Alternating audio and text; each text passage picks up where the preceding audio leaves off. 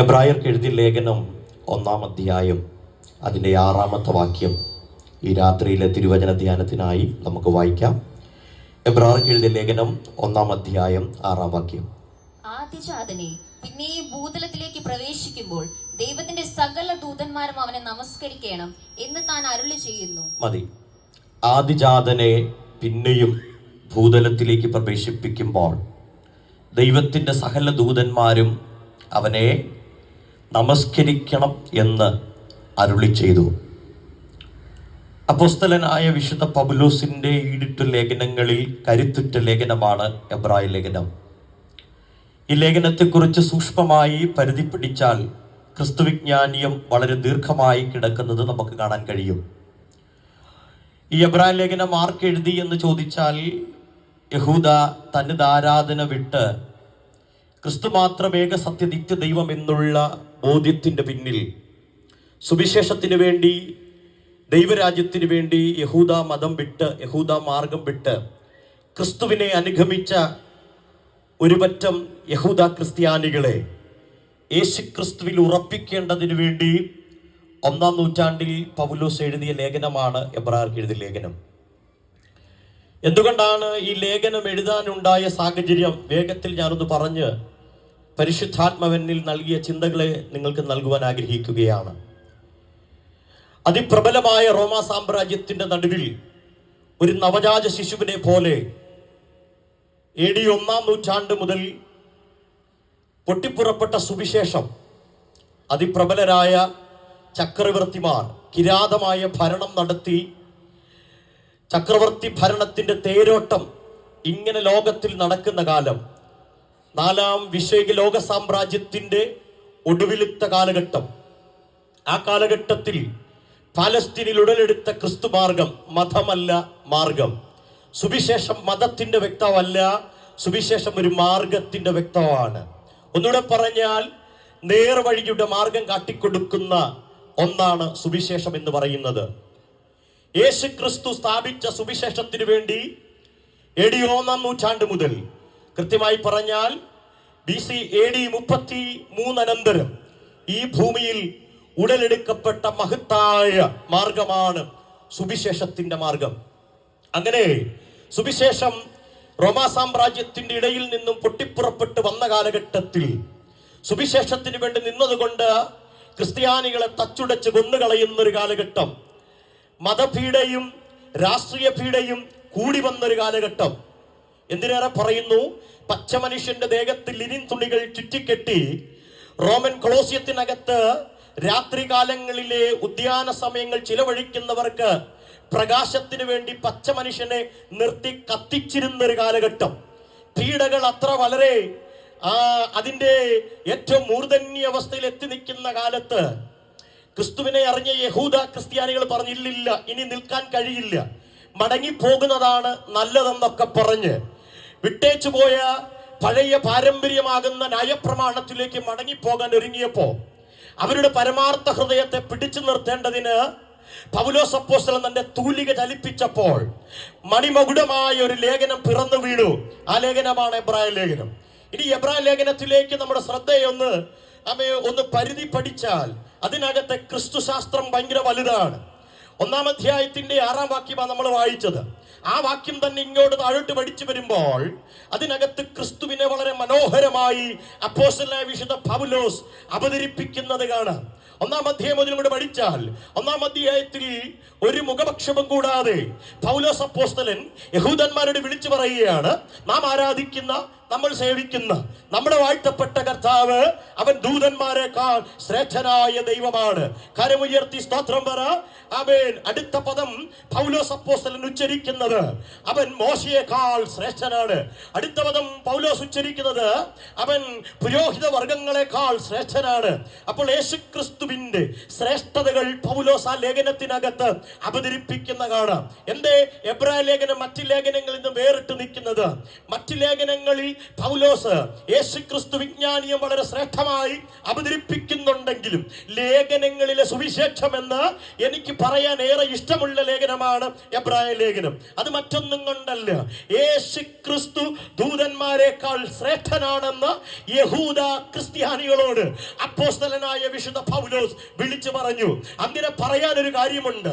അക്കാലഘട്ടത്തിൽ ദൂതാരാധനയും ചക്രവർത്തി ആരാധനയും ഒക്കെ ഇങ്ങനെ നടമാടിക്കൊണ്ടിരിക്കുമ്പോ പഴയ മതത്തിലേക്ക് മടങ്ങിപ്പോയാൽ, പഴയ മാർഗത്തിലേക്ക് മടങ്ങിപ്പോയാൽ ഇപ്പോഴത്തെ പീഡ മാറിപ്പോകുമെന്നൊക്കെ പറഞ്ഞ് ആശ്വസിച്ചിരിക്കുന്നവരോട് പറയുക, അയ്യോ മടങ്ങിപ്പോകരുത്.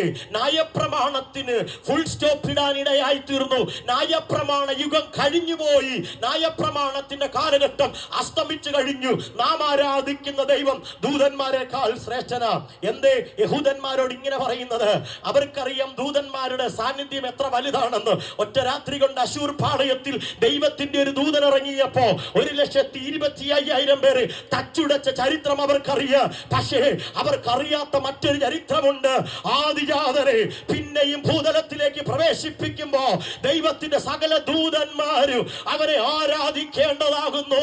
ഇന്ന് രാത്രി ഈ ചെങ്കൽച്ചൂള ദേശത്തോട് വിളിച്ചു പറയാ, അവൻ യേശു കർത്താവ് പോയതുപോലെ മടങ്ങി വരുന്ന ഒരു നിമിഷമുണ്ടെന്ന് ഇന്ന് രാത്രി ഒരു മടിയും കൂടാതെ ഈ ഉച്ചഭാഷണിയിലൂടെ ഞങ്ങൾ വിളിച്ചു പറയുക. പൗലോസ് ആ വാചകം ഉച്ചരിക്കുന്നത് എനിക്ക് ഭയങ്കര ഇഷ്ടമാണ്. ആദിജാതനെ പിന്നെയും ഭൂതലത്തിലേക്ക്. ആ പദം ശ്രദ്ധിക്കണം. ആ പദത്തിന്റെ ഇടയിൽ കിടക്കുന്ന പിന്നെയും എന്ന പദം എന്താ? അത് അർത്ഥമാക്കുന്നത് ഇതിനു മുമ്പ് യേശു കർത്താവ് ഇവിടേക്ക് വന്നിട്ടുണ്ട്. അവൻ ലേഖനങ്ങളും സുവിശേഷങ്ങളും പരിധി പഠിച്ചാൽ യേശുക്രിസ്തുവിനെ അവതരിപ്പിക്കുന്ന 2 പദങ്ങളുണ്ട്. യോഹന്നാൻ അപ്പോസ്തലൻ യേശുക്രിസ്തുവിനെ അവതരിപ്പിക്കുമ്പോൾ ഏകജാതൻ എന്ന പദം ഉപയോഗിക്കുന്നു. ഏകജാതൻ. എന്നാൽ പൗലോസ് ലേഖനത്തിലേക്ക് വരുമ്പോൾ ഏകജാതൻ എന്ന് പറയാതെ ആദിജാതൻ എന്ന് പറയുന്നു. എന്താ ഏകജാതനും ആദിജാതനും തമ്മിലുള്ള പ്രത്യേകത?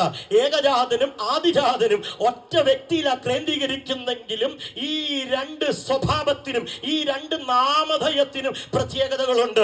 ഒന്നുകൂടെ പറയാ, ഏകജാതനും ആദിജാതനും അത് സാക്ഷാൽ യേശു കർത്താവ് തന്നെ.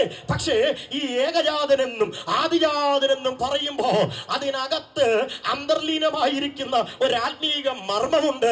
അത് ഞാനൊന്ന് വ്യക്തമാക്കാം. ഏകജാതൻ എന്ന് പറഞ്ഞ ഉലകിലേക്ക് ദൈവത്തിന്റെ ഇഷ്ടം നിറവേറാ അനുസരണമുള്ള ദൈവ കുഞ്ഞാടായി മാനവരാശിയെ പാപത്തിന്റെ പടുകുഴിയിൽ നിന്ന് അവനെ വിളിച്ചു ചേർത്ത് നിത്യതയ്ക്ക് അവകാശിയാക്കേണ്ടതിന് ഇഹലോകത്തിലേക്ക് ജഡാവതാരം എടുത്തിറങ്ങി വന്ന സാക്ഷാൽ ഈശോ മശിഹായത്രേ യേശു ക്രിസ്തു. അവനെ യോഹന്നാൻ അവതരിപ്പിക്കുമ്പോൾ പറയുക, അവനായ ഏകജാതനായ ദൈവ കുഞ്ഞാട്. അപ്പൊ ഞാൻ ഒന്നുകൂടെ ഇറങ്ങി പറയാം. ഏകജാതൻ എന്ന് പറയുന്നത് ആദ്യം ജനിച്ചത് കൊണ്ടാകണമെന്നില്ല.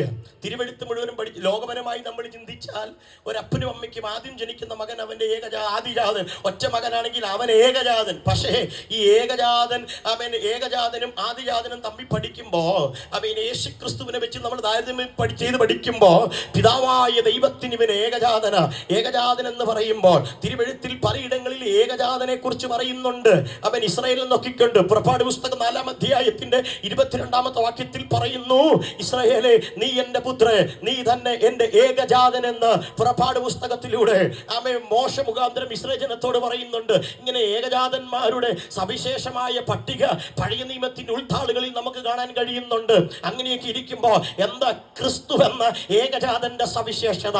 ഇനി ഏകജാതൻ ആദിജാതൻ ഈ പദത്തിന്റെ വിശുദ്ധ ബൈബിളിന്റെ മൂലഭാഷയായ ഗ്രീക്ക് പദം നമ്മളൊന്ന് മനസ്സിലാക്കണം. അവിടെ കൊടുത്തിരിക്കുന്ന പദം എന്താന്ന് ചോദിച്ചാൽ അവിടെ കൊടുത്തിരിക്കുന്ന പദം ഇങ്ങനെയാ, പ്രോട്ടോകോട്ടോസ് എന്നാണ്. അതിന്റെ അർത്ഥം ഇത്രയാണ്: സകല സൃഷ്ടിക്കും മുമ്പേ ഉള്ളവൻ, അല്ലെങ്കിൽ സകല സൃഷ്ടികളുടെ മേലും അധികാരമുള്ളവൻ. ആ പദം ശ്രദ്ധിച്ചോ?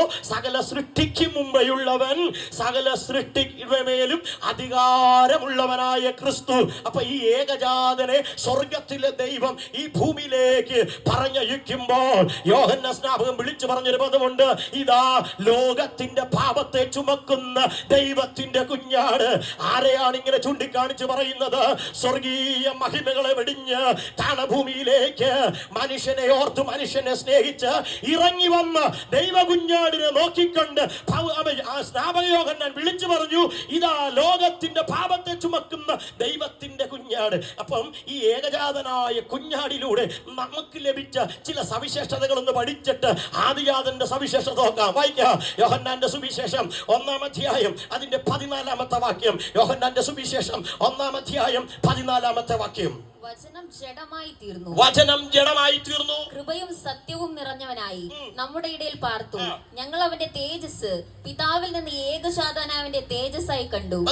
ഏകജാതന്റെ തേജസ്സായി കണ്ടു. ആ പദത്തിന് മുമ്പ് പറയുന്നുണ്ട് നമ്മുടെ ഇടയിൽ പാർത്തു. ആര് പാർത്തെന്നാ പറയുന്നത്? തേജോമയനായ സ്വർഗത്തിലെ ദൈവം നമ്മുടെ ഇടയിൽ പാർത്തു എന്ന് പറഞ്ഞാൽ മനുഷ്യരാശിയുടെ ഇടയിൽ പാർത്തു.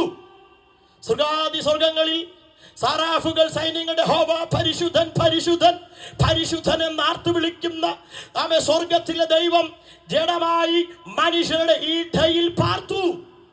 സ്തോത്രം.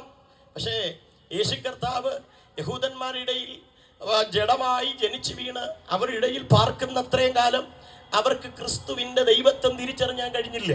അവർക്ക് യേശു കർത്താവിനെ മനസ്സിലാക്കാൻ കഴിഞ്ഞില്ല. ഇവരെല്ലാം യേശു കർത്താവിനെ പ്രതീക്ഷിച്ചിരുന്നവരാ. ലൗകിക രക്ഷകനായ യഹൂദ ഗോത്രത്തിൽ പിറന്നു വീഴാൻ പോകുന്ന മശിഹയെ കാത്തിരുന്നവരാ. അവൻ യഹൂദന്റെ മതസ്വാതന്ത്ര്യം നഷ്ടപ്പെട്ടൊരു കാലമുണ്ട്. BC 4-ാം നൂറ്റാണ്ട്. ആ കാലഘട്ടം മുതൽ BC 4-ാം നൂറ്റാണ്ട് മുതൽ യഹൂദൻ വാഴ്ത്തപ്പെട്ട അവരുടെ മശിഹയ്ക്ക് വേണ്ടി കാത്തിരിക്കുക. അവർ കാത്തിരിക്കുന്ന മശിഹയുടെ സവിശേഷത, ഈ മശിഹ പിറന്നു വീണാൽ അവരുടെ മതസ്വാതന്ത്ര്യം തിരിച്ചു ലഭിക്കും, അവരുടെ ആരാധന പുനഃസ്ഥാപിക്കപ്പെടും, അവരുടെ രാജ്യം പുനഃസ്ഥാപിക്കപ്പെടും. 4 പ്രബലമായ രാജ്യങ്ങളുടെ കീഴിൽ ഞെരിഞ്ഞമർന്ന മതസ്വാതന്ത്ര്യവും രാജ്യസ്വാതന്ത്ര്യവും നഷ്ടപ്പെട്ട് അടിമത്തത്തിന്റെ ചങ്ങല പേറിക്കിടക്കുന്ന യഹൂദന്മാർ അവരുടെ മശിഹയ്ക്ക് വേണ്ടി കാത്തിരിക്കുക. BC 4-ാം നൂറ്റാണ്ട് ആന്റിയോക്കോസ് എപ്പിഫാനോസ് എന്ന് പറയുന്ന നീചനായ ചക്രവർത്തി ഭരിക്കുന്ന കാലഘട്ടം. ആ കാലഘട്ടത്തിൽ യഹൂദന്റെ മതസ്വാതന്ത്ര്യം അമ്പേ പരാജയപ്പെട്ടു. അതിനനന്തരം മഖാബിയ കാലഘട്ടം ഉണർന്നു വരികയാണ്. ആ കാലഘട്ടത്തിൽ മഖാബിയ ലഹള യഹൂദന്റെ നടുവിൽ ഉയരുകയാണ്.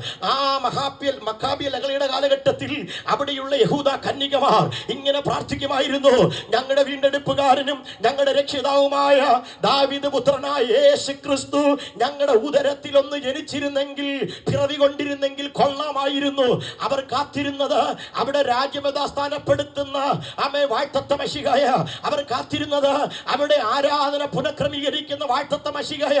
പക്ഷേ ലോക ജനതയുടെ വിമോചനത്തിനായി സ്വർഗീയ മഹിമകളെ വെടിഞ്ഞി ഭൂമിയിൽ ഇറങ്ങി വന്ന വാഴ്ത്തത്ത മശിഹയെ അവർക്ക് തിരിച്ചറിയാൻ കഴിയാതിരുന്നപ്പോ ഇന്ന് രാത്രി ഞാൻ ആത്മാവിൽ പറയാ, ആ വാഴ്ത്തത്ത മശിഹയെ തിരിച്ചറിയാൻ ഭാഗ്യ സിദ്ധിച്ച ഒരു വറ്റം ദൈവജനത്തിനായി ഞാൻ ദൈവത്തെ സ്തുതിക്കുകയാ. എന്തിനാണ് ഈ ഉച്ചഭാഷണിയുടെ സംവിധാന പരിധിയിൽ ഈ ദേശത്തോട് ഇങ്ങനെ വിളിച്ചു പറയുന്നത്? മറ്റൊരുത്തരിലും രക്ഷയില്ല, നാം രക്ഷിക്കപ്പെടുവാൻ ആകാശത്തിന്റെ കീഴിൽ മനുഷ്യരുടെ ഇടയിൽ വേറൊരു നാമമില്ല. അത് ഈശോ മശിഹായുടെ നാമമല്ലാതെ വേറൊരു നാമമേ ഇല്ല. Price the Lord. പക്ഷെ അവർ കാത്തിരുന്നു. അവർക്ക് കാത്തിരുന്ന മശിഹയെ തിരിച്ചറിയാൻ കഴിയുന്നില്ല. ന്യായപ്രമാണ പുസ്തകങ്ങളിലും പ്രവചന പുസ്തകങ്ങളിലും ഈ ക്രിസ്തുവിനെ കുറിച്ച് പറഞ്ഞിട്ടുണ്ടെങ്കിലും അവർക്കത് വേണ്ട പോലെ അങ്ങോട്ട് മനസ്സിലായില്ല, അവർക്കത് ഗ്രഹിക്കാൻ കഴിഞ്ഞില്ല. അതുകൊണ്ട് തന്നെ മതഭ്രാന്തുവേറി അവർ ആത്മീയമായി അന്ധരായി പോയി. യേശു ക്രിസ്തു പലയാവർത്തി പറഞ്ഞു, ഞാൻ തന്നെ വഴിയും സത്യവും ജീവനുമാകുന്നു, ഞാൻ തന്നെ പിതാവായ ദൈവത്തിങ്കൽ നിറങ്ങി വന്ന ഏകജാതൻ എന്നൊക്കെ പറഞ്ഞിട്ടും ഈ യഹൂദന്മാർക്ക് മനസ്സിലായില്ല. അവരുടെ ഹൃദയം മുരടിച്ചു പോയി. പക്ഷേ ആ ക്രിസ്തുവിനെ നമുക്ക് ലഭിച്ചത് നമ്മുടെ ഭാഗ്യമാ. ഒന്നുകൂടെ പറഞ്ഞ, അവൻ സ്വന്തത്തിൽ വന്നു, സ്വന്തക്കാരോ അവനെ കൈക്കൊണ്ടില്ല. അങ്ങനെ സ്വന്തക്കാരവനെ കൈവെടിഞ്ഞത് കൊണ്ട് ഒന്നിനും കൊള്ളാതെ ലോകത്തിന്റെ മോഹങ്ങളിൽ അവൻ വഴുതി പോകേണ്ട നമ്മളെ നിത്യതയ്ക്ക് അവകാശിയാക്കാൻ ഏകജാതന്റെ അവൻ നിർമ്മല രക്തത്തിന് കഴിഞ്ഞെന്ന് ഇന്ന് രാത്രി ദേശം തിരിച്ചറിയണം. ഇന്ന് രാത്രി ഇവിടെ കടന്നു വന്നിരിക്കുന്നവർ തിരിച്ചറിയണം. ഹല്ലേലൂയ. കരമുയർത്തി സ്വതന്ത്രം പറഞ്ഞാട്ടെ. ഇതിന്റെ ഡയറക്ടറായ ലാലുപാസ് പറഞ്ഞതുപോലെ നിങ്ങൾക്ക് നിങ്ങളുടെ മുഖം എനിക്ക് കാണാൻ പറ്റത്തില്ല, ഒരുപക്ഷെ നിങ്ങൾക്ക് എൻ്റെ മുഖം കാണാമെന്ന് ഞാൻ വിശ്വസിക്കുക. Price the Lord. ഹല്ലേലൂയ. അതുകൊണ്ട് ഒരു ആത്മീക ശുശ്രൂഷ ആയതുകൊണ്ട് സ്തോത്രമൊക്കെ പറഞ്ഞിരിക്കുന്നത് നല്ലതാ. പരിശുദ്ധാത്മാവി ദേശത്ത് ചിലരെ ഇന്ന് രാത്രി മാനസാന്തരത്തിലേക്ക് നയിച്ചാൽ, നിത്യതയുടെ പുസ്തകത്തിൽ അവരുടെ പേരും രേഖപ്പെടുത്തിയാൽ, ജീവന്റെ പുസ്തകത്തിൽ അവരുടെ പേരും രേഖപ്പെടുത്തിയാൽ സ്വർഗം സന്തോഷിക്കുന്ന ഒരു രാത്രിയായി തീരുവാനിടയായിത്തീരും. അപ്പൊ ഞാൻ പറഞ്ഞു വന്നതിന്റെ സാരം, ഏകജാതൻ അവരുടെ ഇടയിൽ പാർത്തു. ഒന്നുകൂടെ പറഞ്ഞാൽ, മനുഷ്യനെ പോലെ മനുഷ്യവേഷം ധരിച്ച് ക്രിസ്തു ഈ ഭൂമിയിൽ ജീവിച്ചു. ഈ ഭൂമിയിൽ ജീവിച്ച കാലത്തിലല്ല, യേശു കർത്താവ് തന്നെ ലോകൈക രക്ഷകൻ എന്ന് ജനത്തോട് മാറി മാറി പറഞ്ഞിട്ടും അവർക്കതങ്ങോട്ട് ഉൾക്കൊള്ളാൻ കഴിഞ്ഞില്ല. അവർ യേശുവിനെ തള്ളിക്കളഞ്ഞതിന്റെ പരിണിത ഫലമായി സുവിശേഷം സാർവത്രികമായി. എന്നൂടെ പറയാം, ഏകജാതൻ എന്ന പദപ്രയോഗം സാർവത്രികമാ, സർവലോകത്തിനുമുള്ളതാ. യേശു ക്രിസ്തു ലോകൈക രക്ഷകൻ എന്നുള്ളത് സർവലോകത്തിനുമുള്ളതാ. പക്ഷേ ഏകജാതനിൽ നിന്നും ആദിജാതനത്തിലേക്ക് എത്തുമ്പോഴത്തേക്ക് അത് സാർവത്രികമാകത്തില്ല. അത് ഞാൻ പിന്നാലെ തെളിയിക്കുക, പിന്നാലെ പറയാം, വേഗത്തിൽ ഞാൻ മുമ്പോട്ട് പോകുക. അപ്പൊ ഏകജാതൻ നമുക്ക് വേണ്ടി ചെയ്തത്, അവൻ നമ്മുടെ ഇടയിൽ പാർത്തു. ഏകജാതൻ നമ്മുടെ ഇടയിൽ പാർത്തിട്ട് അവൻ തന്നെ ദൈവമാണെന്ന് തെളിയിച്ചു. അടുത്ത പദം എന്നറിയാമോ? അടുത്ത വാക്യം അതിന്റെ 3-ാം അധ്യായത്തിന്റെ 18-ാമത്തെ വാക്യം വായിക്കാമോ? 16-ാമത്തെ വാക്യം. 3-ാം അധ്യായം 16-ാമത്തെ വാക്യം. യോഹന്നാൻ 3:16. തന്റെ ഏകജാതനായ പുത്രനിൽ വിശ്വസിക്കുന്നവർ നശിച്ചു പോകാതെ നിത്യജീവനെ പ്രാപിക്കേണ്ടതിന് അവനെ നൽകുവാൻ തക്കവണ്ണം ലോകത്തെ സ്നേഹിച്ചു. അപ്പൊ ഇടയിൽ പാർത്ത യേശു കർത്താവിനെ ചൂണ്ടിക്കാണിച്ചുകൊണ്ട് യോഹന്നാൻ പറയുന്നത്, നമ്മുടെ ഇടയിൽ വചനം ജഡമായി കൃപയും സത്യവും നിറഞ്ഞ് നമ്മുടെ ഇടയിൽ പാർത്ത ഈ ലൗകിക രക്ഷകനിലേക്ക് നമ്മുടെ കണ്ണൊന്ന് ഉയർത്തിയാൽ, നമ്മുടെ ഹൃദയം സമർപ്പിച്ചാൽ ഒരു കാര്യം സംഭവിക്കും. അതെന്താണെന്നറിയാമോ? ഒരു നിത്യജീവനുണ്ട്. പ്രിയരെ, ഈ ഭൂമിയിൽ ജനിച്ചു വീഴുന്ന സകല മനുഷ്യരും ഒരിക്കൽ മരണം വഴിയായി ഈ ലോകത്തിൽ നിന്ന് മാറ്റപ്പെട്ടു പോകേണ്ടി വരും. മനുഷ്യന്റെ ആയുസ് ക്ഷണികമാ. അത് ഏതു സമയത്തും തീർന്നു പോകാം, അത് ഏതു സമയത്തും നിന്നു പോകാം, നിലച്ചു പോകാം. ഹൃദയമിടിപ്പ് നിലച്ചാൽ മനുഷ്യൻ വെറും ശവശരീരമാ. അതനന്തരം ഇവിടെ നടക്കുന്ന ഒരു കാര്യങ്ങളും അറിയുന്നില്ല. ഇവിടെ സംഭവിക്കുന്ന ഒന്നും അറിയുന്നില്ല. മനുഷ്യന്റെ ആയുസ് ക്ഷണികമാണെങ്കിൽ ഈ ആയുസിനകത്ത് ലൗകിക രക്ഷകനെ വിശ്വസിച്ചാൽ, ഈശോയെ വിശ്വസിച്ചാൽ, യേശു കർത്താവിനെ വിശ്വസിച്ചാൽ, ഒരു കാര്യം പറയാം, ഈ ഭൂമി കൊണ്ട് നഷ്ടപ്പെട്ടു പോകത്തില്ല. മരണാനന്തരം ഒരു ജീവിതമുണ്ട്. മരണാനന്തരം ഒരു ജീവിതമുണ്ടെന്ന് ഇന്ന് രാത്രി ഞങ്ങൾ വിശുദ്ധ ബൈബിളിനെ മുൻനിർത്തി അസന്നിഗ്ധം പറയാം. Price the Lord. അത് അടുത്ത വാചകത്തിൽ ഞാൻ തെളിയിക്കാം. ഒരിക്കൽ പേർഷ്യൻ കവിയായി അമർ ഖയ്യാം താൻ ഇങ്ങനെ ചിന്താകുലനായിരിക്കുമ്പോ, മനുഷ്യന്റെ ജീവിതത്തിന്റെ ക്ഷണികതയെ കുറിച്ചൊക്കെ ഇങ്ങനെ ചിന്തിച്ചിരിക്കുമ്പോ തന്റെ ഹൃദയത്തിലേക്ക് ഒരു 4 വരികൾ എഴുതി കയറി വന്നു. അദ്ദേഹം ഒരു തൂലികയ്ക്കകത്ത് ഇങ്ങനെ കുറിച്ചു വെച്ചു, മൃത്യുവിൻ അതിർത്തിയിലേക്കുള്ള യാത്രാമധ്യേ ഒരു ദിവസത്തെ വിശ്രമത്തിനായി സുൽത്താൻ തെരഞ്ഞെടുത്ത തമ്പാണ് ഈ ഭൂമി.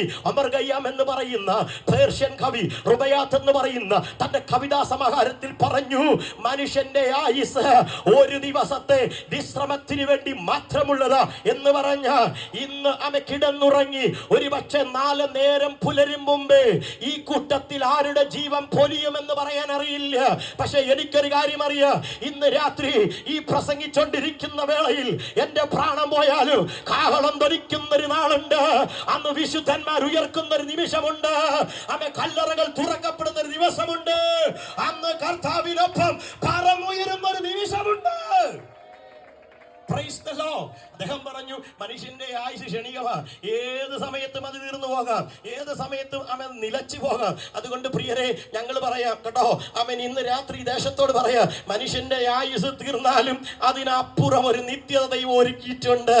തന്റെ ഏകജാതനായ പുത്രനിൽ വിശ്വസിക്കുന്നവന് നശിച്ചു പോകാതെ എന്ന് പറഞ്ഞാൽ, ഈ ഭൂമിയോടുകൂടെ നശിച്ചു പോകാതെ, ഈ പ്രപഞ്ചത്തോടുകൂടി നശിച്ചു പോകാതെ നിലനിൽക്കുന്ന ഒരു നിത്യജീവനെ നമ്മുടെ അകത്ത് പകർന്നിട്ടുണ്ട്. അത് വിശ്വസിക്കുന്നവർ കരമുയർത്തി ദൈവത്തിന് സ്വത്രം പറ. ഇന്ന് പകൽ ഈ രാത്രി വേളയിൽ ഈ ടീമിനോട് ഞാൻ പറയാ, ഏതൊക്കെ കവലയിൽ ദൈവം നിങ്ങളെ നിർത്തിയാലും നശിക്കാത്തൊരു നിത്യജീവനെ കുറിച്ച് ഉയർത്തി കാണിക്കുക. ഒരു കാരണവശാലും മടി കാണിക്കരുത്. നശിക്കാത്തൊരു ജീവൻ ഉലകിലുണ്ടെങ്കിൽ അത് സാക്ഷാ യേശു കർത്താവ് നൽകുന്ന ജീവൻ അത്രേ. Price the Lord, praise the Lord, praise the Lord. ഒരു സ്തോത്രം പറഞ്ഞാട്ടെ പ്രിയരെ. അപ്പോ ഏകജാതൻ നമ്മുടെ ഇടയിൽ പാർത്തു. പാർക്ക മാത്രമല്ല, പാർത്ത ഏകജാതനെ ചൂണ്ടിക്കാണിച്ചുകൊണ്ട് യോഹന്നാൻ വിളിച്ചു പറഞ്ഞു, ദേ അവനിൽ വിശ്വസിച്ചാൽ എന്തുണ്ട്? നിത്യജീവനുണ്ട്. ഇന്ന് പകൽക്കാലം ഈ സന്ദേശം കേട്ടുകൊണ്ടിരിക്കുമ്പോൾ ആർക്കെങ്കിലും നിത്യജീവൻ ലഭിക്കാത്ത അവസ്ഥയിലൂടെ കടന്നു പോകുന്നെങ്കിൽ ഇതാകുന്നു സുപ്രസാദ കാലം, ഇതാകുന്നു രക്ഷാദിവസം. ഇന്ന് രാത്രി നിങ്ങൾ ഇരിക്കുന്നിടത്ത് നിങ്ങളുടെ ഹൃദയത്തെ ഒന്ന് സമർപ്പിച്ചാൽ നിശ്ചയം നിങ്ങളെയും ദൈവത്തിന്റെ മകനാക്കി തീർക്കാനിടയാകും. ഏകജാതന്റെ സവിശേഷത സ്നേഹവും കരുണ്യവും വാത്സല്യവും ഇടകലർന്ന സ്വഭാവത്തിന്റെ ഉടയവനാണ് ഏകജാതനായ ദൈവപുത്രൻ. Price the Lord. ഏകജാതന്റെ സവിശേഷത അവൻ ജഡാവതാരത്തിൽ ദൈവമായി വസിച്ചവനാ, നമ്മുടെ ഇടയിൽ പാർത്തു. ഇനി അടുത്ത കാര്യം വേഗത്തിൽ നമുക്കൊന്ന് വായിക്കാം. 3:18 വായിച്ചേ. യോഹന്നാൻ 3:18.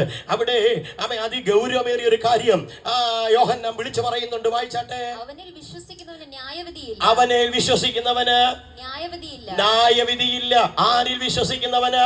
നമ്മുടെ ഇടയിൽ പാർത്ത ഏകജാതനിൽ വിശ്വസിക്കുന്നവന്. ആ ഏകജാതൻ മുഖാന്തരം നിത്യജീവൻ പ്രാപിച്ചവർക്ക് എന്തില്ല? ന്യായവിധിയില്ല. ഒന്നുകൂടെ ഇറങ്ങി പറയാ. കാലമിനി താമസിക്കും മുമ്പേ ഈ ലോകത്തിൽ ഒരു ന്യായവിധി നടക്കും. മരിച്ചവരാവാല വൃദ്ധം വെള്ള സിംഹാസനത്തിന്റെ മുമ്പിൽ നിൽക്കേണ്ട ഒരു ദിവസമുണ്ട്. അന്ന് നീയും ഞാനും, ഈ സന്ദേശം കേൾക്കുന്നവരും പ്രസംഗിക്കുന്ന ഞാനും, ഈ വേദിയിലിരിക്കുന്ന അഭിഷിക്തന്മാരും ന്യായ വിസ്താരത്തിൽ നിന്ന് ഒഴിഞ്ഞു നിൽക്കണമെങ്കിൽ ഏകജാതനായ പുത്രനിലുള്ള നിത്യരക്ഷ സത്യസന്ധമായി ഹൃദയത്തിനകത്തുണ്ടാകണമെന്ന് ഇന്ന് രാത്രി ഞാൻ ഈ ദേശത്തോട് വിളിച്ചു പറയുകയാണ്. സമയത്തിന്റെ പരിധിയുള്ളത് കൊണ്ട് ഞാൻ വേഗത്തിൽ മുമ്പോട്ട് പോവുകയാണ്. അതിപ്രധാനമായ 3 കാര്യങ്ങൾ ഞാൻ പറഞ്ഞു. ഒന്ന്, നമ്മുടെ ഇടയിൽ പാർത്ത്. എനിക്ക് ഒത്തിരി കാര്യം അവിടെ നിന്നുകൊണ്ട് പറയണമെന്നുണ്ട്. ഈ യേശു കർത്താവ് മനുഷ്യനായി നമ്മുടെ ഇടയിൽ പാർത്തു. അവനെ തൊട്ടവർക്ക് സൗഖ്യം പ്രാപിച്ചു, അവൻ തൊട്ടവർ സൗഖ്യം പ്രാപിച്ചു. അവൻ മരിച്ചവർ ഉയർക്കാനിടയായി തീർന്നു. ഒരു കൊച്ചനുഭവം, ഒരു കൊച്ചു ഇൻസിഡന്റ് ഞാൻ ബൈബിളിൽ നിന്ന് പറയാ. ഹല്ലേലൂയ. ഇതേ കരഞ്ഞ് തളർന്ന ഒരു അമ്മ ഇങ്ങോട്ട് നടന്നു വരികയാ. ഒരു കൂട്ടം ആളുകൾ ഒരു ശവമഞ്ചം ചുമന്നുകൊണ്ട് വരികയാ. ചുമക്കുന്ന ആളുകളുടെ ആഗ്രഹം ഇതെങ്ങനെയും കൊണ്ട് നടക്കണം. Price the Lord. ചുമക്കുന്ന ആളുകളുടെ ആഗ്രഹം ഇതെങ്ങനെയുമെങ്കിലും കൊണ്ട് നടക്കണം. അടക്കിയിട്ട് അവർക്കൊന്ന് ശാന്തമായിരിക്കണം. ഈ ശവമഞ്ചം ചുമന്നുകൊണ്ട് വരുമ്പോ ആ ശവമഞ്ചത്തിന്റെ അടുത്ത് നിന്നുകൊണ്ട് ഒരമ്മ കരയുകയാ. തനിക്കുണ്ടായിരുന്ന ഏക മകൻ അവൻ മരിച്ചു. അവൻ മാത്രമായിരുന്ന ആശ്രയം, ആ ആശ്രയമായ മകൻ മരിച്ചു എന്ന് കണ്ട് ആ ശവമഞ്ചത്തോട് ചേർന്ന് നടക്കുമ്പോ സകലത്തിന്റെയും സകല സൃഷ്ടികളുടെ മേലും അധികാരമുള്ള സ്വർഗത്തിലെ ദൈവം ആ നയീൻ എന്ന് പറഞ്ഞ പട്ടണത്തിലേക്ക് നടന്നു കയറാനിടയായി. സാഹചര്യവശാൽ നോക്കിയ 2 വ്യക്തികൾ തമ്മിൽ ഏറ്റുമുട്ടുന്നു, 2 വ്യക്തികൾ തമ്മിൽ കണ്ടുമുട്ടുന്നു. എന്നാൽ അതിന്റെ ആത്മീക അർത്ഥം എന്നറിയാമോ? മനുഷ്യനെ മരണമെന്ന കൊടിയ വിഷത്തിലേക്ക് വലിച്ചെറിഞ്ഞ് പിശാചിന്റെ തലയെ തകർക്ക മനുഷ്യനായി പിറന്നവൻ ഈ പട്ടണത്തിലേക്ക് കാലെടുത്തു വെച്ചപ്പോ അവൻ മരണം വഴിമാറിയെങ്കിൽ ഇന്ന് രാത്രി ഈ ചെങ്കൽച്ചൂള ദേശത്തിനകത്ത് പലരുടെയും ജീവനെടുക്കാൻ അപഹരിച്ചു കളയാ. വേഷം കെട്ടി ഇറങ്ങി വരുന്ന പൈശാചിക പോരുകളെ ഇന്ന് രാത്രി ഞങ്ങൾ ഒരുമിച്ച് ജയം പ്രഖ്യാപിക്കുക. ജഡമായി ഞങ്ങൾ നമ്മുടെ ഇടയിൽ പാർത്ത ഈശോ കർത്താവിന് മരണത്തിന്മേൽ അധികാരമുണ്ടെങ്കിൽ യൗവനക്കാരെ പാപത്തിന്റെ പടുകുഴിയിലേക്ക് വലിച്ചെറിയുന്ന പൈശാചിക കുതന്ത്രങ്ങളോട് ഇന്ന് രാത്രി ഞങ്ങൾ ബ്രേക്ക് ചെയ്ത് കൽപ്പിക്കുകയാണ്. Praise the Lord. യേശു ചെന്നിടത്തെല്ലാം വിടുതൽ സംഭവിച്ചിട്ടുണ്ട്. യേശു ചെന്നിടത്തെല്ലാം അനേകം ആളുകൾ കൂടിയിട്ടുണ്ട്. ഒരു ബഹുഭൂരിപക്ഷം ആളുകൾ യേശുവിനൊപ്പം കൂടിയിട്ടുണ്ട്. നമുക്കറിയാം പുതിയ നിയമം മുഴുവൻ പഠിക്കുമ്പോൾ യേശു എവിടെയൊക്കെ സഞ്ചരിച്ചിട്ടുണ്ടോ അവിടെയൊക്കെ ബഹുഭൂരിപക്ഷം ആളുകളുമുണ്ട്. പക്ഷേ അപ്പം തിന്നാൻ യേശു കൊടുക്കുന്നത് ഭക്ഷിക്കാം, വചനം ഭക്ഷിക്കാം, വചനം കേൾക്കാം, ഉപദേശം കേൾക്കാം. നിരവധി ആളുകൾ കടന്നു വന്നിട്ടുണ്ട്, നിരവധി ആളുകൾ കൂടിയിട്ടുണ്ട്. പക്ഷേ ഒടുവിൽ ഒരു ന്യൂനപക്ഷം അവശേഷിച്ചു. Praise the Lord. യേശു കർത്താവിന്റെ ക്രൂശ് മരണാനന്തരം ഒരു ന്യൂനപക്ഷം അവശേഷിച്ചു. ഏകദേശം 120 പേർ വചനം ജഡമായതും ആ ജഡമായ ക്രിസ്തുവിലൂടെ നിത്യജീവൻ കരസ്ഥമാണെന്നും ആ നിത്യജീവൻ നമ്മിൽ വന്ന ന്യായവിധി ഒഴിഞ്ഞു മാറി നിൽക്കുമെന്നും ഗ്രഹിച്ച ഒരു 120 പേർ മർക്കോസിന്റെ മാളിക മുറിയിൽ കൂടിയിരിക്കാനിടയായി. ഇന്ന് രാത്രി ഞാൻ ആത്മാവിൽ ഒരു ദൂതി ദേശത്തോട് വിളിച്ചു പറയാ, എന്റെ മുമ്പിൽ ഇരിക്കുന്ന ദൈവമക്കളോട് വിളിച്ചു പറയാ, ഇന്ന് കാഹളം ധരിച്ച എല്ലാവരും പോയില്ലെങ്കിലും വിശ്വസിക്കുന്ന ഞാനും നിങ്ങളും അവരൊപ്പം പറന്നുയരാൻ ഒരുക്കമായിരിക്കണം. Praise the Lord. ഹല്ലേലൂയ. ഏകജാതൻ എന്ന പദത്തിന് ഞാൻ ഇവിടെ ഫുൾ സ്റ്റോപ്പ് ഇട്ടിട്ട് എന്താണ് ആദിജാതൻ എന്ന് പറയാം. ആരാണ് ആദിജാതൻ എന്ന് പറയാം? എപ്പോഴാണ് ഏകജാതൻ ആദിജാതനായതെന്ന് പറയാം? യേശു കർത്താവിൻ്റെ ക്രൂശ് മരണം വരെ അവൻ ഏകജാതന. യേശു കർത്താവിൻ്റെ ക്രൂശ് മരണം വരെ അവൻ ഏകജാതന. ക്രൂശ് മരണം കഴിഞ്ഞപ്പോൾ അവൻ ആദിജാതനായി. Praise the Lord. അവൻ ആ ക്രൂശിൽ കിടക്കുമ്പോഴും യേശു കർത്താവിൻ്റെ പ്രാർത്ഥന, പിതാവേ, ഇവർ ചെയ്യുന്നത് എന്തെന്നറിയാകയാൽ ഇവരോട് ക്ഷമിക്കണമേ. ആമേ. മറിയയുടെ ഉദരത്തെ ഭേദിച്ച് ഒരു മനുഷ്യനായി ഭൂമിയിൽ ജനിച്ച് 33-ാമത്തെ വയസ്സിൽ യോർദാനിൽ യോഹന്നാന്റെ കൈ സ്നാനമേറ്റ് 3.5 വർഷത്തെ പരീക്ഷ ശുശ്രൂഷയ്ക്കനന്തരം റോമൻ പട്ടാളത്തിൻ്റെയും യഹൂദ മതകോടതിയുടെയും വിസ്താരാനന്തരം 2 കള്ളന്മാരുടെ നടുവിൽ 3 അണികളാൽ ക്രൂശിക്കപ്പെട്ട് അരമത്തിക്കാരന് ജോസഫിന്റെ കല്ലറയ്ക്കകത്ത് അടക്കം ചെയ്ത് മരണവാശങ്ങളെ അഴിച്ച് 3-ാം ദിനം ഉയർത്തെഴുന്നേൽക്കുന്നത് വരെ അവൻ പിതാവായ ദൈവത്തിന് ഏകജാതന. എന്നാൽ മരണത്തെ ഭേദിച്ചുയർത്തനന്തരം അവൻ ആദിജാതനായി. കരമുയർത്തി സ്തോത്രം പറ. അവൻ ആർക്കു വേണ്ടി ആദിജാതനായി? ഞാൻ പറഞ്ഞല്ലോ, ശേഷിച്ച ഒരു ന്യൂനപക്ഷം മർക്കോസിന്റെ മാളിക മുറിയിൽ കാത്തിരിപ്പുണ്ട്. അവർക്ക് വേണ്ടി അവൻ ആദിജാതനായി. അവർക്ക് വേണ്ടി മാത്രമല്ല, ഇന്ന് രാത്രിയിൽ ഈ സുവിശേഷ യോഗത്തിൽ സന്നിഹിതരായിരിക്കുന്ന സകല ദൈവ മക്കൾക്കും വേണ്ടി അവൻ ആദിജാതനായി. Praise the Lord. Praise the Lord. ഒരു സ്തോത്രം പറഞ്ഞാട്ടെ. ഹല്ലേലൂയ. ഏകജാതന് ദയയുണ്ടായിരുന്നു, ഏകജാതന് കനിവുണ്ടായിരുന്നു. അതുകൊണ്ടാ ആമേൻ ബെഥെസ്ദ കുളക്കടവിൽ കിടന്ന പക്ഷപാതക്കാരോട് എഴുന്നേറ്റ് നടന്നോളാൻ പറഞ്ഞത്. അതുകൊണ്ടാണ് നയിൻ പട്ടണത്തിലെ വിധവയുടെ മകനെ ഉയർപ്പിച്ചത്. അതുകൊണ്ടാണ് ലാസറിനെ ഉയർപ്പിച്ചത്. അതുകൊണ്ട് 5 അപ്പം കൊണ്ട് 5000 പേരെ പോഷിപ്പിച്ചത്. അതുകൊണ്ട് ഹല്ലേലൂയ ആമേ കുരുടർക്ക് കാഴ്ച കൊടുത്തത്. പക്ഷേ ആമേ ഏകജാതനിൽ നിന്നും ആദിജാതനിലേക്ക് വാഴ്ത്തപ്പെട്ട മഷിക വരുമ്പോൾ അവൻ വരുന്നത് ആമേ രാജാതിരാജാവും കർത്താതി കർത്താവുമായിട്ടാ. അവിടെ ദയയില്ല. Praise the Lord. ഏകജാതനിൽ നിന്നും ആദിജാതനിലേക്ക് സ്വർഗത്തിലെ ദൈവം മാറിക്കഴിഞ്ഞാൽ അവിടെ മനുഷ്യരാശിയോട് ദയയില്ല. ഇന്ന് രാത്രി പ്രിയരെ, നശിച്ചു പോകാതിരിപ്പാൻ, ഈ ലോകത്തോടുകൂടി നഷ്ടപ്പെട്ടു പോകാതിരിപ്പാൻ ഇന്ന് രാത്രി ഞങ്ങൾ വളരെ സ്നേഹത്തോടെ വിളിച്ചു പറയുകയാ, മറ്റൊരുത്തനും രക്ഷയില്ല. രക്ഷിക്കപ്പെടുവാൻ ആകാശത്തിന്റെ കീഴിൽ മനുഷ്യരുടെയിൽ ഒരേ ഒരു നാമം, അതാണ് വാഴ്ത്തപ്പെട്ട കർത്താവിന്റെ നാമം, ലോകരക്ഷകനായ യേശു ക്രിസ്തുവിന്റെ നാമം. ഇന്ന് രാത്രി ആരെങ്കിലും ഹൃദയം കൊടുക്കാൻ ഒരുക്കമാണെങ്കിൽ ഞങ്ങൾ നിങ്ങൾക്ക് വേണ്ടി പ്രാർത്ഥിക്കാൻ ബാധ്യസ്ഥരാണ്. സ്തോത്രം. അപ്പോ ഏകജാതനിൽ നിന്നും ആദിജാതനിലേക്ക് മാറുകയാണ്. ആദിജാതനിലേക്ക് മാറുമ്പോൾ ദൈവത്തിന്റെ മുഴു മഹത്വം അവനിൽ വരിക. എന്താ ദൈവത്തിന്റെ മുഴു മഹത്വം? 2 തിരുവെഴുത്തുകൾ നിങ്ങളെ ഞാൻ പരിചയപ്പെടുത്താം. ദാനിയേൽ പ്രവാചകന്റെ പുസ്തകം 7-ാം അധ്യായം 9 മുതലുള്ള വാക്യങ്ങൾ വേഗത്തിൽ വായിക്കണം. ദാനിയേൽ പ്രവാചകന്റെ പുസ്തകം 7-ാം അധ്യായം 9 മുതലുള്ള വാക്യങ്ങൾ വായിക്കുമ്പോൾ ഏകജാതനിൽ നിന്നും ആദിജാതനിലേക്ക് മാറുമ്പോൾ അവൻ സിംഹാസനസ്ഥനാകുകയാണ്, അവൻ രാജാതിരാജാവാകുകയാണ്, അവൻ കർത്താതി കർത്താവാകുകയാണ്. വായിച്ചാട്ടെ. നോക്കിക്കൊണ്ടിരിക്കെ അവൻ ന്യായാസനങ്ങളെ വെച്ചു, വയോധികനായ ഒരുത്തനിരുന്നു, അവന്റെ വസ്ത്രം ഹിമം പോലെ വെളുത്തതും, അവന്റെ വസ്ത്രം ഹിമം പോലെ വെളുത്തതും, അവന്റെ തലമുടി നിർമ്മലമായ ആട്ടുരോമം പോലെയും, അവന്റെ സിംഹാസനം അവന്റെ സിംഹാസനം അഗ്നിജ്വാല പോലെയും, അവന്റെ രഥചക്രങ്ങൾ കത്തുന്ന തീയുമായിരുന്നു. ഏകജാതനിൽ നിന്നും ആദിജാതനിലേക്ക് വാഴ്ത്തപ്പെട്ട കർത്താവ് മാറിക്കഴിഞ്ഞാൽ അവൻ സിംഹാസനസ്ഥനാകുകയാ. എന്ന് പറഞ്ഞാൽ അവൻ രാജാതിരാജാവാകുകയാണ്. അവന്റെ സിംഹാസനത്തിന്റെ മഹത്വം പറഞ്ഞു കണ്ടോ? അവന്റെ രഥചക്രങ്ങൾ കത്തുന്ന തീ പോലെയായിരുന്നു. എന്ന് പറഞ്ഞാൽ ഈ ഭൂമിയിൽ ഇന്നലെ ജനിച്ചവരും ഇന്നലെ മരിച്ചവരും നാളെ ജനിക്കാൻ പോകുന്നവരും നാളെ മരിക്കാനിരിക്കുന്നവരും ഒരുപോലെ ഈ സിംഹാസനത്തിന് മുമ്പിൽ വരുന്ന ഒരു ദിവസമുണ്ട്. Praise the Lord. ഹല്ലേലൂയ. ഈ ദൈവത്തിന് മുമ്പിൽ മനുഷ്യരാശിയോടുള്ള ദയയായിരുന്നു ഏകജാതൻ. എന്നാൽ ആദിജാതനിലേക്ക് എത്തുമ്പോൾ ദയ മാറി അവൻ ദൈവമാകുകയാ. എന്തുകൊണ്ടാ അവൻ ദൈവമായി മാറുന്നത്? രക്ഷയ്ക്കുള്ള സുവർണാവസരം ഈ ഭൂമിയിൽ മനുഷ്യന്റെ കണ്ണിന് മുമ്പിൽ സ്വർഗത്തിൽ ദൈവം തുറന്നിട്ടിരിക്കുകയാ. അതിലേക്ക് ഓടിക്കയറുന്നവർക്ക് നിത്യമായ സന്തോഷമുണ്ട്. Price the Lord. പരിണാമ സിദ്ധാന്തത്തിന്റെ ഉപജ്ഞാതാവായിരുന്ന ഡാർവിൻ പറഞ്ഞു, സകലതും പരിണാമത്തിനോട് ഉളവായി വന്നതാണെന്ന്.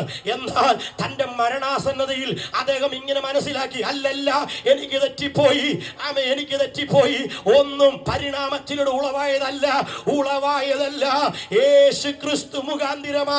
ഇന്ന് രാത്രി ഞാൻ വിളിച്ചു പറയട്ടെ, ഉളവാക്കിയവനിലേക്ക് നമ്മൾ മടങ്ങി പോകുന്ന ഒരു സമയമുണ്ട്. Price the Lord. ആ നിമിഷത്തിന് വേണ്ടിയാണ് നമ്മൾ ഒരുങ്ങി നിൽക്കുന്നത്. കാലത്തിന്റെ ഘടികാരം യേശു കർത്താവിന്റെ പുനരാഗമനത്തിന്റെ മഹത്വം വിളിച്ചു പറഞ്ഞുകൊണ്ടിരിക്കുന്ന ഒരു കാലത്തിലാണ് നമ്മൾ ജീവിക്കുന്നത്. ഞാൻ ഒരിക്കൽ കൂടെ പറയാം, ലോകവാർത്തകളും ലോക സംഭവങ്ങളും യേശുക്രിസ്തുവിന്റെ പുനരാഗമനത്തിന്റെ സ്തോത്രം, യേശു കർത്താവ് മടങ്ങി വരുന്ന ആ തിരുവെഴുത്ത നമ്മൾ വായിച്ചത് ആദിജാതനെ പിന്നെയും ഭൂതലത്തിലേക്ക് പ്രവേശിപ്പിക്കുമ്പോൾ, ഒന്നുകൂടെ പറഞ്ഞാൽ ഞാൻ പോയതുപോലെ മടങ്ങി വരുമെന്ന് തിരുവെഴുത്ത് പറഞ്ഞിരിക്കുന്ന ഈശോ മശിഹായുടെ വാഴ്ത്തപ്പെട്ട കർത്താവിന്റെ മടങ്ങി വരവ് ആസന്നമായിരിക്കുകയാണ്. കാലമിനി താമസിക്കും മുമ്പേ അവൻ തനിക്കായി കാത്തിരിക്കുന്നവരെ ചേർപ്പാൻ മടങ്ങി വരുന്നൊരു സമയമുണ്ട്. ആ മടങ്ങി വരവിൽ ഇവിടെ ശേഷിച്ചിരിക്കുന്ന ന്യൂനപക്ഷം കണ്ണിം വെക്കുന്നൊടി നേരത്തിൽ തനിക്ക് വേണ്ടി ഒരുക്കിയിരിക്കുന്ന വിശുദ്ധ പറുദീസിലേക്ക് പറന്നുയരുന്നൊരു കാലമുണ്ട്.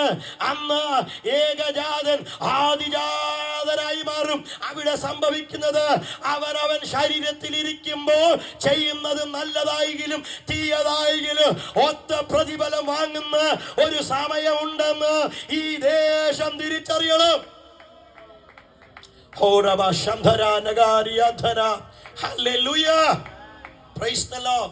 ശ്രദ്ധിച്ചേ, അവന്റെ സിംഹാസനം എങ്ങനെയുള്ളതാണെന്നാ പറഞ്ഞേ. ആമേ ഹല്ലേലൂയ. വാക്യം ഒരിക്കലൂടെ ആവർത്തിച്ചാട്ടെ. 9ാമത്തെ വാക്യം. ഞാൻ നോക്കിക്കൊണ്ടിരിക്കുമ്പോൾ അവൻ ന്യായാസനങ്ങളെ വെച്ചു. വയോധികനായ ഒരുത്തനിരുന്നു. അവന്റെ വസ്ത്രം ഹിമം പോലെയും വെളുത്തതും അവന്റെ തലമുടി നിർമ്മലമായ ആട്ടുരോമം പോലെയും അവന്റെ സിംഹാസനം അഗ്നിജ്വാലയും അവന്റെ രഥചക്രങ്ങൾ കത്തുന്ന തീയുമായിരുന്നു. അവന്റെ സിംഹാസനം എങ്ങനെയായിരുന്നു? അഗ്നിജ്വാലയും അവന്റെ രഥചക്രങ്ങൾ കത്തുന്ന തീ പോലെയും. നാം വെള്ള സിംഹാസനത്തിലേക്ക് എത്തുമ്പോൾ, തേജോമയനായ ദൈവത്തിന്റെ മുഴുമഹത്വം കാണുമ്പോൾ, ഇവിടെ നമ്മൾ ചെയ്യുന്ന സകല പ്രവർത്തിക്കും ഒരിക്കൽ പ്രതിഫലം വിഭജിക്കപ്പെടുന്നുണ്ട്.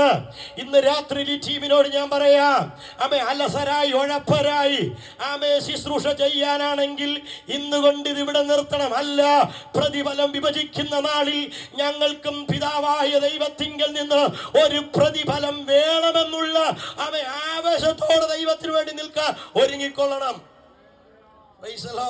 ഇനി ആ സിംഹാസനത്തിൽ ഇരിക്കുന്നവന്റെ സവിശേഷത നമുക്ക് നോക്കാം. എബ്രായ ലേഖനം 9-ാം അധ്യായം 25-ാം വാക്യം. എബ്രായ ലേഖനം 9-ാം അധ്യായം 25-ാം വാക്യം.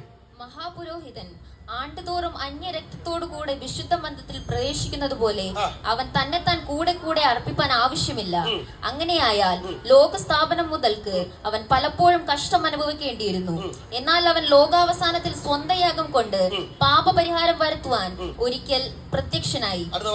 ഒരിക്കൽ മരിക്കുകയും പിന്നെ ന്യായവിധിയും മനുഷ്യർക്ക് നിയമിച്ചിരിക്കയാൽ ക്രിസ്തുവും അങ്ങനെ തന്നെ അനേകരുടെ ഈ വെള്ള സിംഹാസനത്തിൽ എത്തുമ്പോഴേ മരിച്ചവർക്ക് ഒരു ന്യായവിധി വെച്ചിട്ടുണ്ട്. മരിച്ചവർക്ക് മാത്രമല്ല, ജീവനോട് രക്ഷിക്കുന്നവർക്ക് ഒരു ന്യായവിധിയുണ്ട്. ആ ന്യായവിസ്താരത്തിൽ നമ്മുടെ നടു വളയാതിരിക്കണമെങ്കിൽ, നമ്മുടെ തല താഴാതിരിക്കണമെങ്കിൽ ഇന്ന് രാത്രി ദൈവത്തെ ആരാധിക്കേണ്ടതുപോലെ ആരാധിക്കണം. ദൈവത്തെ സ്തുതിക്കേണ്ടതുപോലെ സ്തുതിക്കണം.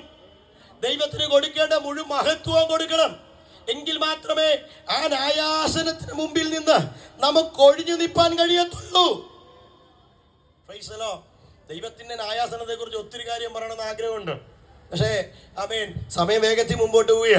ആമേൻ സകല മനുഷ്യർക്കും സകല വ്യക്തികൾക്കും, അത് പാസ്റ്റർ ആയാലും സീനിയർ പാസ്റ്റർ ആയാലും സെൻട്രൽ പാസ്റ്റർ ആയാലും ജൂനിയർ പാസ്റ്റർ ആയാലും ശുശ്രൂഷയിൽ ഇറങ്ങിയ പാസ്റ്റർ ആയാലും വിശ്വാസികളായാലും ടീം ലീഡർമാരായാലും എല്ലാവരും ഈ സിംഹാസനത്തിന് മുമ്പിൽ വരണം.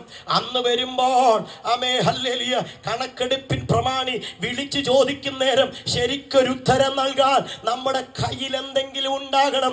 ഇവിടുന്ന് ചില കറ്റ കൊയ്തുകൊണ്ട് തന്നെ വേണം ആ സിംഹാസനത്തിലേക്ക് എത്താൻ. ഈ ടീമിന്റെ ആപ്തവാക്യം നമ്മൾ കണ്ടല്ലോ. ഹല്ലേലൂയ കൊയ്ത്ത് വളരെയുണ്ട്, വേലക്കാരോ ചുരുക്കം.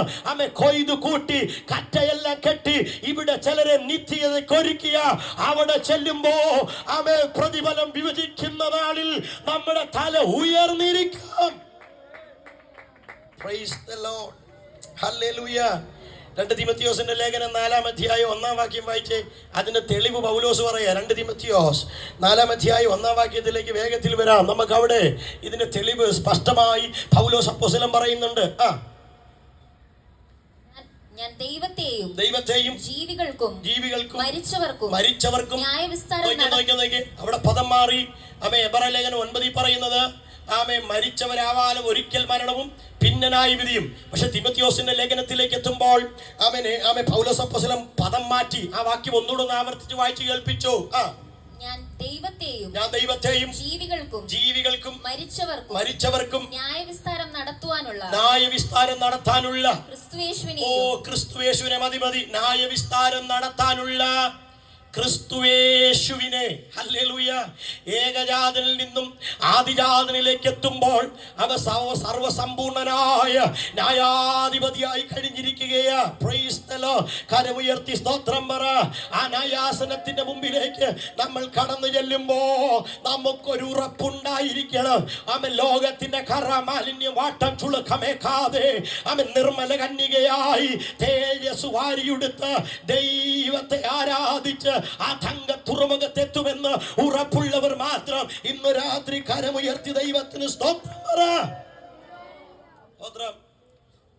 പലരും ചോദിക്കുന്ന ചോദ്യം, ഇത്രയും വശമായില്ലേ നിങ്ങളുടെ കർത്താവ് എന്നാ മടങ്ങി വരാത്തതിന്റെ കാര്യം കുഞ്ഞെ നീയും കൂടെ ഒന്ന് രക്ഷിക്കപ്പെട്ടോടെന്ന് ഓർത്താ. കാലം ഇനി താമസിക്കും മുമ്പേ ഈ യുഗത്തിന് അന്ത്യമുണ്ടാകും. നാസയിലെയും ISROയിലും ശാസ്ത്രജ്ഞന്മാരൊക്കെ ഭൂമിയുടെ ഈ ചലനം അപകട നിലയിലേക്ക് പോയിക്കൊണ്ടിരിക്കുകയാണെന്ന് പറയുകയാ. ശാസ്ത്രലോകത്തെ പരിധി പഠിച്ചാൽ, അവര് പുറത്തുവിടുന്ന കണക്കുകളും കാര്യങ്ങളും ഒക്കെ പരിധി പഠിച്ചാൽ മനുഷ്യന്റെ നിലയ്ക്ക് നമുക്ക് ഭയം ഉണ്ടാകും. പ്രിയരെ, ഈ ലോകം എന്നേക്കുമായി നശിക്കുന്ന ഒരു സമയമുണ്ട്.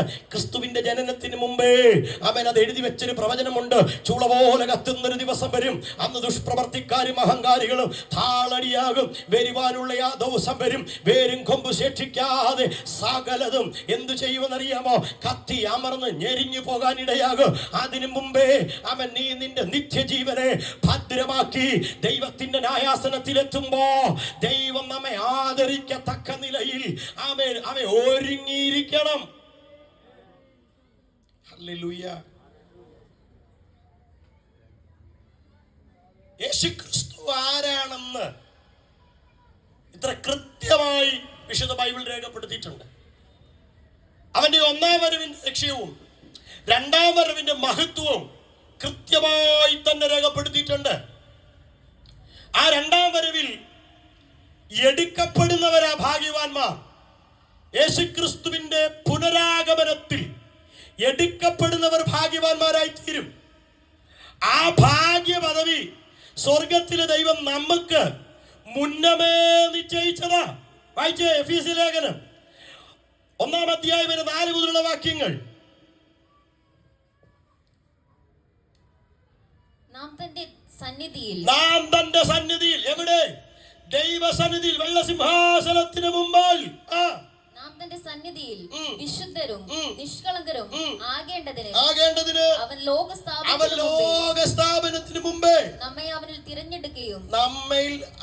തിരഞ്ഞെടുക്കുകയും തിരുഹിതത്തിന്റെ പ്രസാദപ്രകാരം യേശുക്രിസ്തു മുഖാന്തരം നമ്മെ ദത്തെടുക്കേണ്ടതിന്.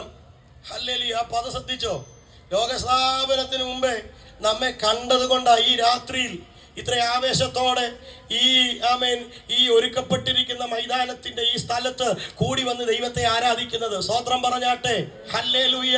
അപ്പോ അതുകൊണ്ട് ദൈവം യേശു കർത്താവ് ഈ ഭൂമിയിലേക്ക് മടങ്ങി വരുമ്പോ അവനൊപ്പം പറന്നുയരാൻ നമ്മൾ ഒരുക്കമായിരിക്കണം. കാരണം ഈ ദൈവത്തിന്റെ വരവ് ഏതു സമയത്തും ഉണ്ടാകാം. ഇവിടെ വിശുദ്ധിയോടെ, വേർപാടോടെ, നിഷ്കളങ്ക മനോഭാവത്തോടെ ജീവിക്കുന്ന ഭക്തരെ സ്വർഗത്തിലെ ദൈവം ഒരിക്കലും കൈവിടത്തില്ല. അതിന് ഏറ്റവും വലിയ തെളിവ് യോഹന്നാന്റെ സുവിശേഷം 14-ാം അധ്യായത്തിലേക്ക് കടന്നു വരുമ്പോ യേശു കർത്താവ് പറയുന്നൊരു പദമുണ്ട്. ഞാൻ പോകുന്നത് നല്ലത്, പോയാ ഞാൻ ഇരിക്കുന്ന ഇടമായ സ്ഥലത്ത്, ഞാൻ ഇരിക്കുന്നിടത്ത് നിങ്ങളെ ചേർക്കേണ്ടത് പോയതുപോലെ മടങ്ങി വരും. പ്രിയരെ, ഇന്ന് രാത്രി ഈ സന്ദേശത്തിന് ഫുൾ സ്റ്റോപ്പ് ഇടുമ്പോ ഈ ദേശത്തു നിന്ന് അല്ല, ഈ ആരാധനയിടയിൽ നിന്ന് ചിലരോട് ഒരുങ്ങുക, അവരെ തന്നെ ഒരുക്കുക, ഒരുക്കി രൂപാന്തരപ്പെടുത്തുക. സ്വർഗം ഇടയാക്കട്ടെ. കാരണം കാലമിനി താമസിക്കും മുമ്പേ കർത്താവിന്റെ കാഹളം ധ്വനിക്കുന്ന ഒരു സമയമുണ്ട്. ആ സമയം അതിവിദൂരമല്ല. അത് നമ്മുടെ ദേശത്ത് ഈ അന്തരീക്ഷത്തിൽ മുഴങ്ങുന്ന സമയം. നാം ഇവിടുന്ന് പറന്നുയരണം. Praise the Lord. ഹല്ലേലൂയ, ഹല്ലേലൂയ. ഒരിക്കൽ കെ എബ്രഹാം എന്ന് പറയുന്ന അനുഗ്രഹിക്കുന്ന ദൈവദാസൻ യേശുക്രിസ്തുവിന്റെ 2ാം വരവ് പ്രസംഗിക്കുന്ന സമയത്ത് അദ്ദേഹം പറഞ്ഞൊരു ഉദാഹരണം ഞാനിങ്ങനെ ഓർക്കുകയാണ്. 4 മണിയാകാൻ നോക്കിയിരിക്കും. 4 മണിക്ക് അല്പസമയമുള്ളപ്പോൾ കാതുകൂർപ്പിച്ചിരിക്കും. എന്തിനാണെന്നറിയാമോ? ഒടുവിലത്തെ ബെല്ലടി ശബ്ദം കേൾക്കാൻ, മണിയടി ശബ്ദം കേൾക്കാൻ. ആ ശബ്ദം കേട്ടാൽ പിന്നെ ഒരു വിദ്യാർത്ഥികൾ എന്ത് ചെയ്യത്തില്ല? സ്കൂളിലിരിക്കില്ല.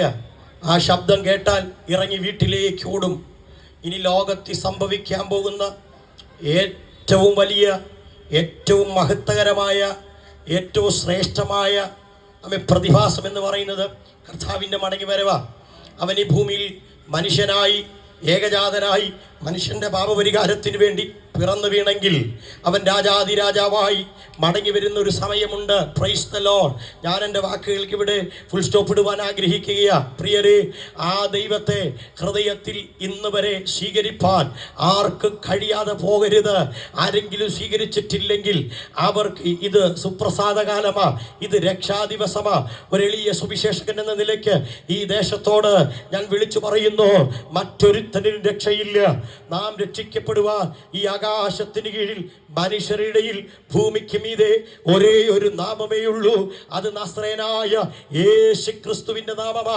ആ നാമം ഹൃദയത്തിൽ ഏറ്റെടുത്ത് വിശുദ്ധരായി കർത്താവിന്റെ മണവാട്ടിയായി അവന്റെ വരവെങ്കിൽ എടുക്കപ്പെടാ, നമ്മെ തന്നെ സമർപ്പിക്കാം എന്ന് പറഞ്ഞുകൊണ്ട് എൻ്റെ വാക്കുകൾക്ക് ഞാൻ അവസാന കുത്തിടുന്നു. ഈ ടീമിനെ സ്വർഗത്തിലെ ദൈവം ഈ രാജ്യത്തിന്റെ, കേരളത്തിന്റെ അല്ല, രാജ്യത്തിന്റെ അതിർത്തിക്കപ്പുറം സ്വർഗത്തിലെ ദൈവത്തിന്റെ സുവിശേഷവുമായി ചെന്നെത്തുവാൻ ഇടയാകട്ടെ എന്ന് ആശംസിച്ചുകൊണ്ട് ഈ രാത്രി ശുശ്രൂഷയ്ക്ക് എന്നെ ക്ഷണിച്ച് ഇതിന്റെ ഭാരവാഹികളോട് നന്ദി പറഞ്ഞുകൊണ്ട് വാക്കുകൾ വിരമിക്കുന്നു. സ്വർഗത്തിലെ ദൈവം അനുഗ്രഹിക്കുമാറാകട്ടെ.